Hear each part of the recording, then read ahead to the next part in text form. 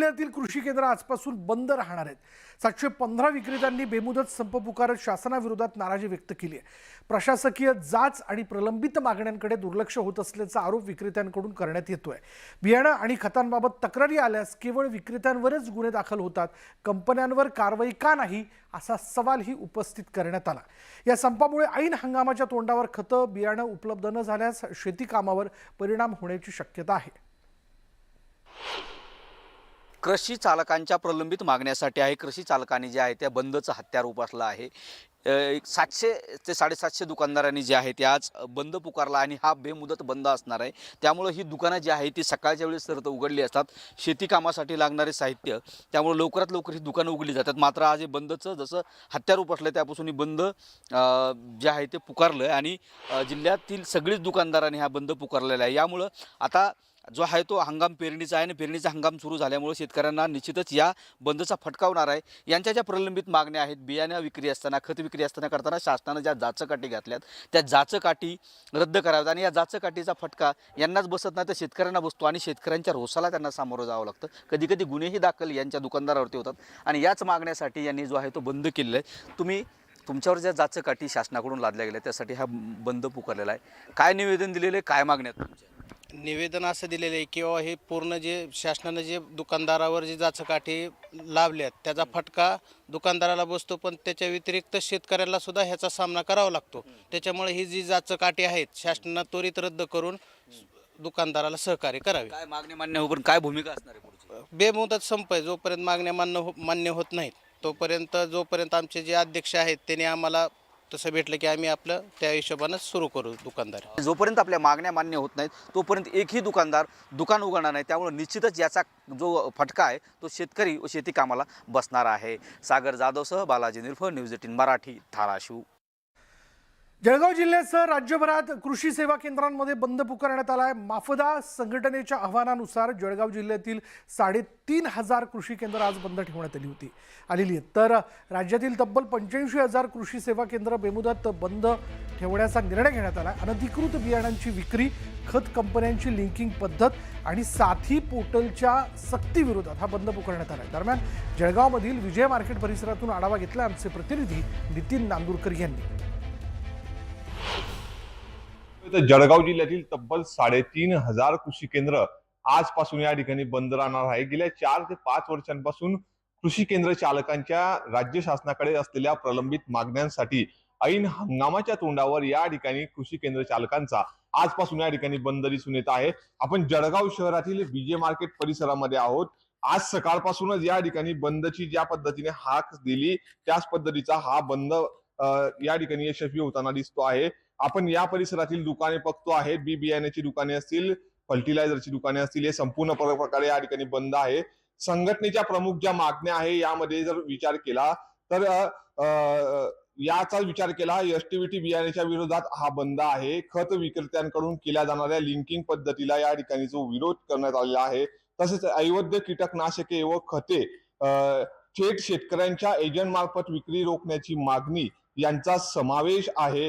तसेच साथी पोर्टलद्वारे बियाणे विक्री सक्तीची करण्याचा निर्णय देखील या संघटनेच्या वतीने घेण्यात आलेला आहे। माफदा संघटनेच्या वतीने आजपासून संपूर्ण राज्यभरातील 85,000 कृषी केंद्र चालकांना बंद यशस्वी करण्यासाठी या ठिकाणी हाक देण्यात आलेली आहे। तशाच पद्धतीची बैठक देखील जळगावात नुकत्याच काही दिवसांपूर्वी या ठिकाणी पार पडलेली होती आणि आज जळगाव जिल्ह्यासह राज्यभरातील कृषी केंद्र चालक आजपासून या ठिकाणी बंद दिसून येत आहे। नितीन नांदुरकर, न्यूज 18 मराठी, जळगाव। भंडारा जिल्ह्यासह राज्यभरात कृषी केंद्र विक्रेत्यांनी आजपासून बेमुदत बंद पुकारलाय। रासायनिक खतांसोबत अनावश्यक औषधं जबरदस्तीने घेण्याचा दबाव कंपन्यांकडून टाकला जात असल्याचा आरोप विक्रेत्यांनी केलाय। शेतकऱ्यांना या औषधांची गरज नसल्यानं ती केंद्रातच पडून राहत असून त्याचा आर्थिक फटका विक्रेत्यांना बसतोय। या विविध मागण्यांसाठी बंद पुकारण्यात आला असून त्याचा परिणाम थेट शेतकऱ्यांवरती होतोय। त्यामुळे आता या प्रश्नावर शासन काय तोडगा काढतं याकडे सर्वांचं लक्ष लागलंय।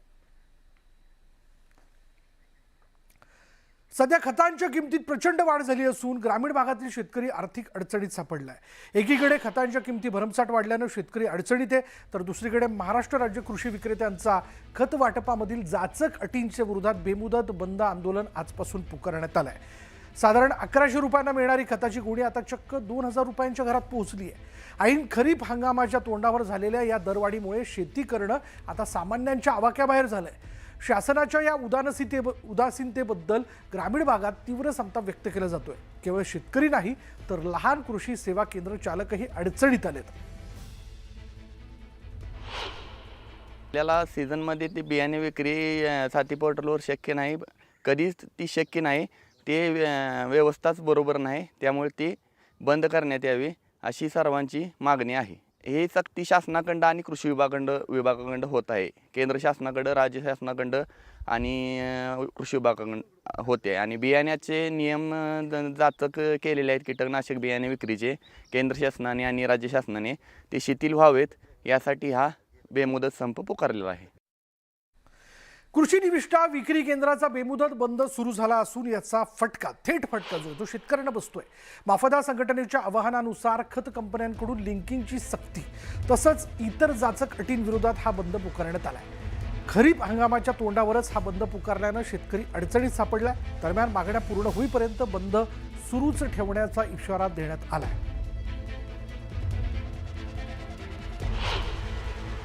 आम्ही सध्याच्या गोंदियामध्ये या ठिकाणी एका कृषी केंद्रावर, आज ते कृषी केंद्र सकाळपासून बंद आहे आणि या ठिकाणी शेतकरी येत आहेत आणि जात आहेत।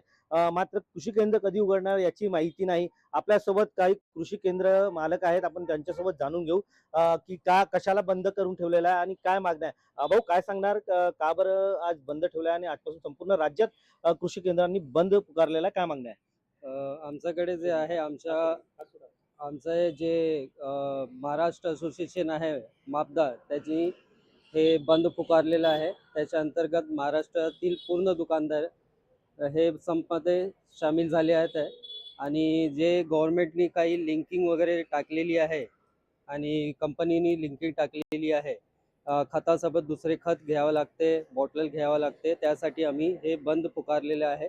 आणि अशी आमची पूर्ण 8 मागणी आहे, ज्यामध्ये साथी पोर्टल आहे आणि लिंकिंगचा मुद्दा आहे, गुन्हेगारीचा मामला आहे। याच्यामध्ये आम्ही हे बंद ठेवलेला आहे पूर्ण महाराष्ट्रामध्ये। रवी सपाटे, न्यूज 18 मराठी, गोंदिया।